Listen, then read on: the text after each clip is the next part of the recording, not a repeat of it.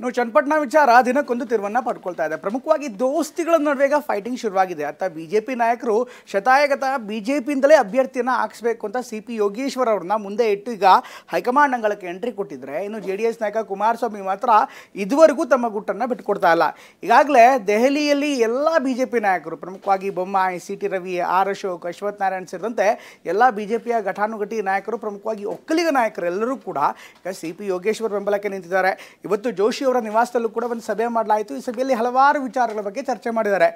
ಇದರ ಜೊತೆಗೇ ಜೆಡಿಎಸ್ ನಾಯಕ ಕುಮಾರಸ್ವಾಮಿ ಅವರನ್ನು ಕೂಡ ಭೇಟಿಯಾಗಿ ಅವರ ಮನವೊಲಿಕೆ ಮಾಡ್ತೀವಿ ಅಂತ ಸಿ.ಪಿ. ಯೋಗೇಶ್ವರ್ ಮಾತನಾಡ್ತಿದ್ದಾರೆ. ಆದರೆ ಏನೇ ಆಗಲಿ ಸ್ಪರ್ಧೆ ಮಾಡೋದಂತೂ ಖಚಿತ.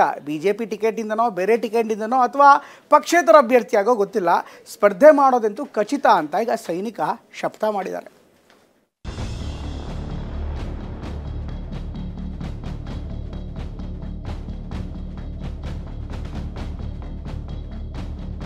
ಚನ್ನಪಟ್ಟಣ ಮಿನಿ ಸಮರಕ್ಕೆ ಇನ್ನೂ ಡೇಟ್ ಫಿಕ್ಸ್ ಆಗಿಲ್ಲ. ಆದರೆ ಅಖಾಡ ಮಾತ್ರ ರಂಗೇರ್ತಾನೆ ಇದೆ. ಟಿಕೆಟ್ ಫೈನಲ್ ವಿಚಾರದಲ್ಲಿ ತೀವ್ರ ಪೈಪೋಟಿಯೇ ನಡೀತಿದೆ. ಚನ್ನಪಟ್ಟಣ ಕ್ಷೇತ್ರ ಅನ್ನೋದು ಕುಮಾರಸ್ವಾಮಿಗೆ ಪ್ರತಿಷ್ಠೆಯಾಗಿದೆ. ಅದರಲ್ಲೂ ಜೆಡಿಎಸ್ ಶಕ್ತಿ ಇರೋ ಕ್ಷೇತ್ರ ಇದಾಗಿದೆ. ಹೀಗಾಗಿಯೇ ಬೇರೆಯೇ ಲೆಕ್ಕಾಚಾರದಲ್ಲೇ ಕುಮಾರಸ್ವಾಮಿ ಇದ್ರೆ, ಇತ್ತ ಚನ್ನಪಟ್ಟಣ ಟಿಕೆಟ್ಗೆ ಬಿಜೆಪಿ ಎಂಎಲ್ಸಿ ಸಿ.ಪಿ. ಯೋಗೇಶ್ವರ್ ತೆರೆಮರೆಯಲ್ಲೇ ಕಸರತ್ತು ನಡೆಸುತ್ತಿದ್ದಾರೆ. ಎನ್ಡಿಎ ಅಭ್ಯರ್ಥಿಯಾಗಿ ಕಣಕ್ಕಿಳಿಯೋಕೆ ಶತ ಪ್ರಯತ್ನ ನಡೆಸುತ್ತಿದ್ದಾರೆ. ಒಂದು ವೇಳೆ ಟಿಕೆಟ್ ಸಿಗದಿದ್ರೂ ಸ್ವತಂತ್ರ ಅಭ್ಯರ್ಥಿಯಾಗಿ ಸ್ಪರ್ಧಿಸೋಕೆ ಮುಂದಾಗಿದ್ದಾರೆ. ಇದೀಗ ಬಿಜೆಪಿಯ ಕೆಲ ನಾಯಕರು ದೆಹಲಿ ಮಟ್ಟದಲ್ಲಿ ಟಿಕೆಟ್ಗಾಗಿ ಲಾಬಿ ನಡೆಸುತ್ತಿದ್ದಾರೆ. ಯಾವಾಗ ನಾನು ಸ್ವತಂತ್ರ ಅಭ್ಯರ್ಥಿಯಾಗಿ ಸ್ಪರ್ಧೆ ಮಾಡೋಕ್ಕೂ ಸಿದ್ಧನಿದ್ದೇನೆ ಅಂತ ಬಿಜೆಪಿ ಎಂಎಲ್ಸಿ ಸಿ.ಪಿ. ಯೋಗೇಶ್ವರ್ ಹೇಳ್ತಾರೋ, ಇಲ್ಲಿನ ಬಿಜೆಪಿಯ ಕೆಲ ನಾಯಕರು ಎಚ್ಚೆತ್ತುಕೊಳ್ತಾರೆ. ಸಿ.ಪಿ. ಯೋಗೇಶ್ವರ್ ವಿಚಾರದಲ್ಲಿ ನಾವು ಸುಮ್ಮನೆ ಇದ್ರೆ ಆಗಲ್ಲ, ಪರಿಸ್ಥಿತಿ ಕೈ ಮೀರಿ ಹೋದ್ರೆ ಮುಂದೆ ಏನ್ ಬೇಕಾದ್ರೂ ಆಗ್ಬಹುದು ಅಂತ ಬಿಜೆಪಿಯ ಕೆಲ ನಾಯಕರು ಅರಿತಿದ್ರು. ಹೀಗಾಗಿಯೇ ನಿನ್ನೆ ದೆಹಲಿಗೆ ಹಾರಿ ಹೈಕಮಾಂಡ್ ನಾಯಕರ ಬಳಿ ಹಲವು ಪ್ರಸ್ತಾಪ ಇಟ್ಟಿದ್ದಾರೆ.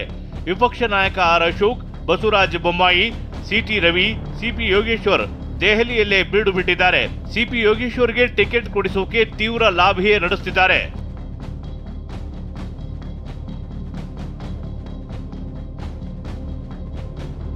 ಪ್ರಹ್ಲಾದ ಜೋಶಿ ನಿವಾಸದಲ್ಲಿ ನಡೆದ ಬ್ರೇಕ್ಫಾಸ್ಟ್ ಮೀಟಿಂಗ್. ಟಿಕೆಟ್ ಕೊಟ್ಟರು ಕೊಡದಿದ್ರು ಸ್ಪರ್ಧೆ ಮಾಡ್ತೀನಿ ಎಂದ ಸಿಪಿಐ. ದೆಹಲಿಯಲ್ಲಿ ಬ್ರೇಕ್ಫಾಸ್ಟ್ ಮೀಟಿಂಗ್ ನೆಪದಲ್ಲಿ ಕೇಂದ್ರ ಸಚಿವ ಪ್ರಹ್ಲಾದ್ ಜೋಶಿ ನಿವಾಸದಲ್ಲಿ ಬಿಜೆಪಿ ನಾಯಕರು ಶಕ್ತಿ ಪ್ರದರ್ಶನ ನಡೆಸಿದ್ದಾರೆ. ಸಭೆಯಲ್ಲಿ ಸಿ.ಪಿ. ಯೋಗೇಶ್ವರ್ ಪರ ಬಿಜೆಪಿಯ 5 ನಾಯಕರು ಬ್ಯಾಟಿಂಗ್ ಮಾಡಿದ್ದಾರೆ. ಟಿಕೆಟ್ ಕೊಡೋದು ಒಳ್ಳೆಯದು ಅಂತ ಒತ್ತಡ ಹಾಕಿದ್ದಾರೆ.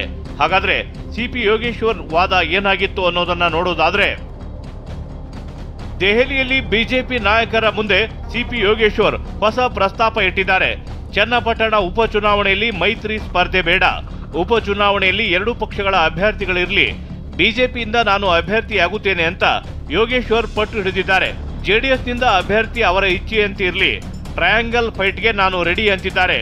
ಟಿಕೆಟ್ ಕೊಟ್ಟರು ಕೊಡದಿದ್ರು ನಾನು ಸ್ಪರ್ಧೆ ಮಾಡುತ್ತೇನೆ, ನಾನು ಚನ್ನಪಟ್ಟಣದಲ್ಲಿ ಸ್ಪರ್ಧೆ ಮಾಡಿಯೇ ಮಾಡುತ್ತೇನೆ. ಬಿಜೆಪಿಯಿಂದ ಕೊಡಿ, ಇಲ್ಲಾಂದ್ರೆ ಜೆಡಿಎಸ್ ಟಿಕೆಟ್ ಕೊಡಿ.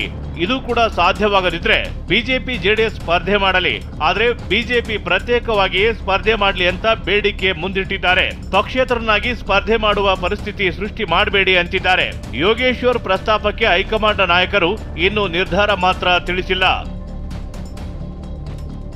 ಮತ್ತೊಂದೆಡೆ ಸಿ.ಪಿ. ಯೋಗೇಶ್ವರ್ ವಿಚಾರದಲ್ಲಿ ಬಿಜೆಪಿ ನಾಯಕರ ಡಿಮ್ಯಾಂಡ್ ಏನು ಅನ್ನೋದನ್ನ ನೋಡೋದಾದ್ರೆ, ಯೋಗೇಶ್ವರ್ ಪರ ಬಿಜೆಪಿಯ 5 ನಾಯಕರು ಬ್ಯಾಟಿಂಗ್ ಮಾಡಿದ್ದಾರೆ. ಚನ್ನಪಟ್ಟಣದಲ್ಲಿ ಸಿ.ಪಿ. ಯೋಗೇಶ್ವರ್ ಪರವಾದ ಅಲೆ ಇದೆ. ಚನ್ನಪಟ್ಟಣದಲ್ಲಿ ಅನುಕಂಪವೂ ಯೋಗೇಶ್ವರ್ ಪರವೇ ಇದೆ. ಒಂದು ವೇಳೆ ಯೋಗೇಶ್ವರ್ಗೆ ಟಿಕೆಟ್ ಸಿಕ್ಕರೆ ಗೆಲುವು ಖಚಿತ. ಹೀಗಾಗಿ ಕಾಂಗ್ರೆಸ್ಗೆ ಸೋಲಿನ ರುಚಿ ತೋರಿಸಬಹುದು ಎಂದು ಸಲಹೆ ಕೊಟ್ಟಿದ್ದಾರೆ. ಇದಕ್ಕೆ ಚನ್ನಪಟ್ಟಣ ಅಭ್ಯರ್ಥಿಯನ್ನ ಎಚ್ಡಿಕೆ ನಿರ್ಧಾರ ಮಾಡಬೇಕು ಅಂತ ವರಿಷ್ಠರು ಹೇಳಿದ್ದಾರೆ. ಚನ್ನಪಟ್ಟಣ ಕುಮಾರಸ್ವಾಮಿ ಸ್ಪರ್ಧೆ ಮಾಡಿ ಗೆದ್ದಿರುವ ಕ್ಷೇತ್ರ ಆಗಿದೆ. ಅವರ ನಿರ್ಧಾರ ಅಂತಿಮ, ಅವರ ಜೊತೆ ಚರ್ಚೆಯೇ ಉತ್ತಮ ಅಂತ ರಾಜ್ಯ ಬಿಜೆಪಿ ನಾಯಕರ ತಂಡಕ್ಕೆ ವರಿಷ್ಠರಿಂದಲೇ ಸಲಹೆ ಕೊಟ್ಟಿದ್ದಾರೆ.